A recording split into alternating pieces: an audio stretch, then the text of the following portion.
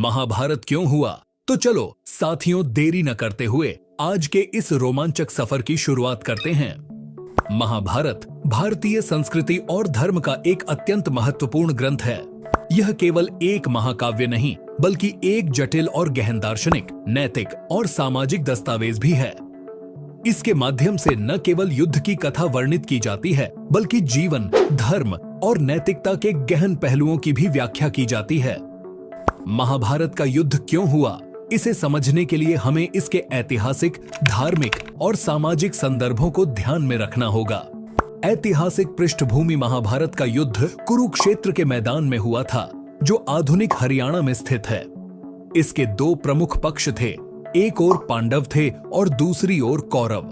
पांडव और कौरव दोनों ही एक ही वंश के थे, लेकिन उनकी आंतरिक संघर्ष और असहमति ने एक महाक्रांति का रूप ले लिया। पांडवों और कौरवों के बीच यह संघर्ष उनके पिता धृतराष्ट्र और पांडु की संतानें होने के कारण उत्पन्न हुआ, जो कि कुलीन वंश के सदस्य थे। धृतराष्ट्र अंधे थे और पांडु उनकी तुलना में अधिक योग्य और सक्षम समझे जाते थे। पांडु का शासनकाल संपन्न था, लेकिन उनकी मृत्यु के बाद धृतराष्ट्र के पुत्र कौरव सत्ता की ओर आकांक्षी हो गए। इस प्रकार सत्ता की लालसा ने दोनों परिवारों के बीच संघर्ष को जन्म दिया। धार्मिक और दार्शनिक पृष्ठभूमि: महाभारत केवल एक युद्ध की कहानी नहीं है। इसमें धर्म, नैतिकता और जीवन के महत्वपूर्ण प्रश्नों पर गहरी चर्चा की गई है। यह युद्ध महज सत्ता की लड़ाई नहीं, बल्कि धर्म और अधर्म के बीच संघर्ष का प्रतीक है। पांडव और कौरव दोनों के पास अपनी अपनी वैधता और दावे थे, लेकिन इन दावों के पीछे छुपे हुए धार्मिक और नैतिक प्रश्न थे। धर्मराज युधिष्ठिर और उनके भाइयों को धर्म की रक्षा करने की जिम्मेदारी थी, जबकि दुर्योधन और कौरव सत्ता और सत्ता के आनंद के पीछे थे।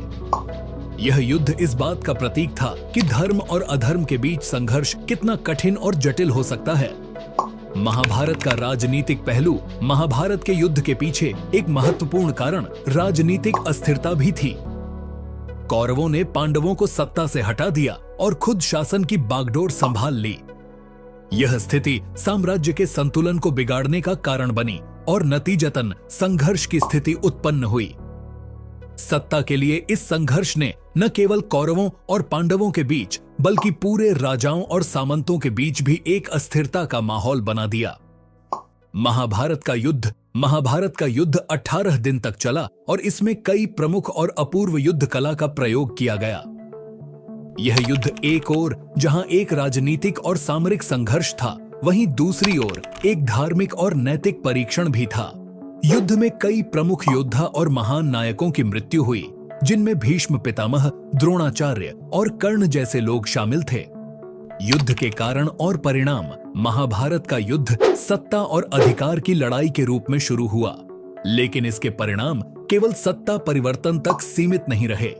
इस युद्ध ने एक नई शुरुआत की, जिसमें न केवल एक नए युग का आगमन हुआ, बल्कि भारतीय समाज और संस्कृति में भी एक महत्वपूर्ण बदलाव आया। महाभारत ने यह सिखाया कि सत्ता और ऐश्वर्य केवल क्षणिक होते हैं, जबकि धर्म और नैतिकता ही स्थायी और महत्वपूर्ण हैं। युद्ध के अंत में पांडवों की विजय के बाद भी युद्ध के परिणाम और उसके प्रभाव भारतीय समाज पर गहरा प्रभाव डालते हैं। पांडवों के विजय के बाद भी समाज और मानवता के भीतर कई प्रश्न अनसुलझे रह गए, जो महाभारत को एक स्थायी दार्शनिक ग्रंथ बना देते हैं। निष्कर्ष: महाभारत केवल एक महाकाव्य नहीं है, यह मानवता, धर्म और नैतिकता की जटिलताओं की एक समृद्ध अभिव्यक्ति है। इसका युद्ध केवल एक ऐतिहासिक घटना नहीं, बल्कि जीवन के महत्वपूर्ण प्रश्नों की गहरी खोज है। युद्ध के कारण और परिणाम ने समाज को यह सिखाया कि सत्ता और अधिकार के संघर्ष से अधिक महत्वपूर्ण है धर्म, नैतिकता और मानवता की रक्षा करना। इस प्रकार महाभारत केवल एक युद्ध की कहानी नहीं, बल्कि जीवन के गहरे अर्थ की खोज है, जो आज भी भारतीय संस्कृति और समाज में एक महत्वपूर्ण स्थान रखता है।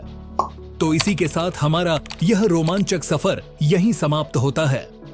उम्मीद है आपको यह वीडियो पसंद आया होगा। अगर पसंद आया है तो हमारे चैनल को सब्सक्राइब करें